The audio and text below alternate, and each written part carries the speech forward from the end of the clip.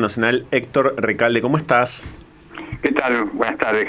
¿Cómo estás viviendo, Héctor, estas horas de cara, por cierto? Con zozobra. Con zozobra, ¿no? Sí. Realmente han elegido una época no aconsejable para estas noticias, ¿no? Estamos tratando de festejar con paz las Navidades, el fin de año, y bueno, se largaron con un decreto de necesidad de urgencia que ni había necesidad ni había urgencia para hacerla, ¿no? Estaba cantado, fue anunciado, como ellos mismos dicen, digo, los dirigentes de La Libertad Avanza y el presidente, o no era tan imaginable así, en todo caso, de robusto, por ser un poquito gentil con el decretazo. Sí, digamos que uno esperaba que hubiera algún tipo de reglamentación regresiva, pero abarcaron todo el espectro del derecho laboral, ¿no? Esto siempre desprotegiendo a los trabajadores, debilitando a los sindicatos con la intención, por lo menos, de debilitarlos, frustrando incluso derechos que están en la Constitución Nacional. O sea, a Milei lo eligió el pueblo, pero no lo eligió el pueblo para violar la Constitución Nacional. Él tiene que ser esclavo también de la Constitución. Sí. Y acá, por ejemplo, el artículo 75, inciso 19, está hecho trizas con las disposiciones que hay. Se lesiona derechos constitucionales como el de huelga.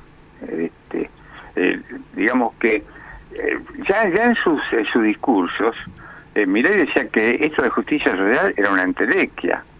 Yo le recomendaría que lea el artículo 75, inciso 19 de la Constitución Nacional, donde expresamente se dice, en el inciso tercero, que le da jerarquía constitucional al principio de justicia social, ¿no? Claro. Pero bueno, estamos lidiando contra esto. Ya ha habido medidas cautelares, amparos, que se empezaron contra este decreto, y lo más importante, más allá de las medidas judiciales, es que antenoche el que reaccionó fue el pueblo, sí. No fueron los dirigentes. Hubo cacerolazos en muchas ciudades del país, en Córdoba con represión policial, por ejemplo, sí. ¿no? Sí. Pero fue sorprendente, inmediatamente reaccionó el pueblo, o sea que evidentemente hay mucha conciencia y claridad de los derechos de nuestros compañeros, ¿no? ¿Crees que muchos de los que salieron incluso a cacerolear, Héctor, votaron a Milei? Yo estoy convencido que sí. Pues Milei sacó un 55%, ¿no? Sí, casi 56. No era poco, ¿eh? No, es muchísimo. Bueno, ahora realmente la respuesta, seguramente había gente que votó a Milei. Está Héctor Recalde en francotirador, Manuel Casado. Héctor, buenas tardes.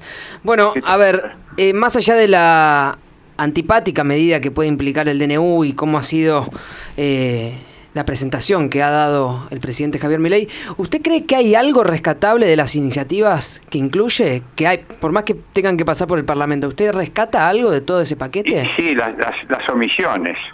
Omitieron la pena de muerte. No hay nada rescatable. Yo trato de buscar, digamos, a ver si hay algo. Digamos, decir, bueno, por lo menos esto reconoce. No hay nada. Si alguien me muestra y que me equivoqué, me pondría contento. Bueno, muchos emprendedores, para no hablar de grandes empresas, Héctor, por ejemplo, celebran que el periodo de prueba de un trabajador o trabajadora se extienda de 3 a 8 meses. 8 meses. Sí. Sí, yo suelo decir que si un empleador, un empresario, necesita 8 meses para saber si un trabajador es apto o no para su empleo, hay que despedir es al empresario por inútil. Por otro lado, uno de los mayores, vos sabés muy bien, Héctor, que uno de los mayores problemas que tiene el trabajo en la Argentina es que hay una abrumadora mayoría de trabajadores y trabajadoras sin registrar, ¿no? Por cierto, ¿crees que alguna medida, de la mano de lo que te preguntaba Manuel recién, alguna de las medidas incluidas en el decretazo ayuda en todo caso a registrar trabajadores? No, todo lo contrario. ¿Por qué?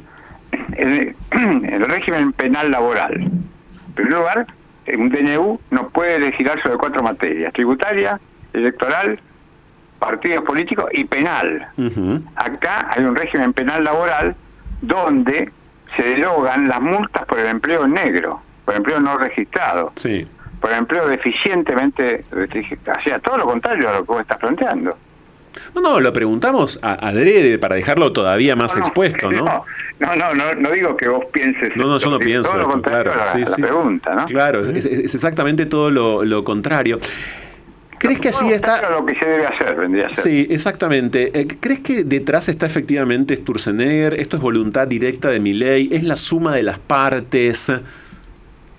Digamos que el responsable que salió de las sombras fue Sturzenegger, que además se jactaba de un trabajo muy intenso, mostraba pilas de papeles, etcétera, etcétera. Pero bueno, la responsabilidad del presidente, ¿eh?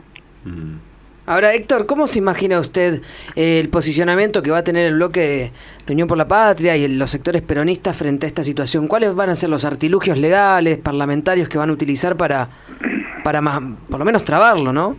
Bueno. ¿Por qué no saldría el DNU que siempre que un presidente lo presenta termina entrando en vigencia?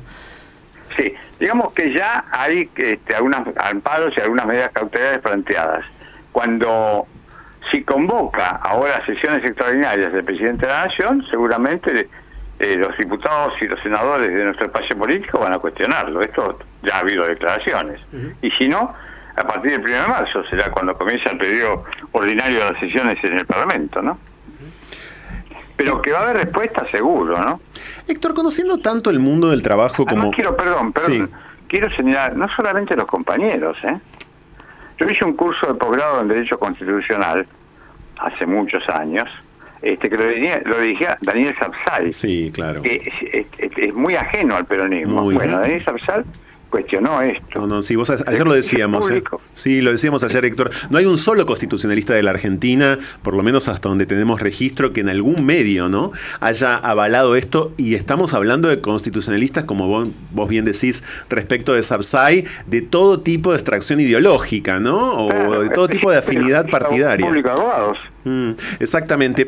¿Cómo explicás, Héctor, si es que lo explicás, ¿no? Si es que te lo preguntaste, el hecho de que a Milei, a propósito de ese 56% y a propósito de las cuestiones laborales en este decretazo, lo hayan votado muchos, lo voy a decir así, con la publicidad incluida, ¿verdad? Rapitenderos, ¿no? Personas que en efecto hacen delivery a domicilio, en bicicleta o en moto, y que ven en Milei, que han descubierto en Milei una especie de mesías. ¿Cómo se explica eso? Que son muchas veces... Y bueno, también es compañeros que están trabajando trabajadores formales, seguramente votaron a Milei. Yo creo que hubo mucho de voto castigo. Y esto como autocrítica. Nosotros como gobierno, la verdad es que fallamos en algo que es muy importante, que es la más justa distribución del ingreso, ¿no? Yo no quiero te lo dije, ¿no?, pero señalo lo que yo venía sosteniendo, o sea que es bastante insoportable para un viejo peronista como yo, que un trabajador formal, inscripto, etcétera, etcétera, con toda la ley, con su sueldo no llega a fin de mes. No, claro. Ahora, Héctor, usted, más allá del contexto y la irrupción de este gobierno, ¿hay una tendencia global a llevar a la precarización y a esta situación de informalidad de los trabajadores? ¿Hay una crisis del mercado laboral que impacta por ahí más de lleno en los países con menos desarrollo? En general me parece que en el mundo entero hay un poco de corrimiento a la derecha, con lo que se da los ataques a los derechos de los trabajadores, por supuesto, desde ese lugar, ¿no? Bueno, pero Donald Trump tenía una posición más nacionalista, pro quizás trabajadores y algunas industrias. Yo creo que el espíritu nacional y popular anida en la mayoría del pueblo argentino. Que haya alguno que se haya corrido, bueno, pero no es un cambio masivo. Por eso, digamos que muchos votos propios, por el castigo que decías, votaron a Milei, ¿no?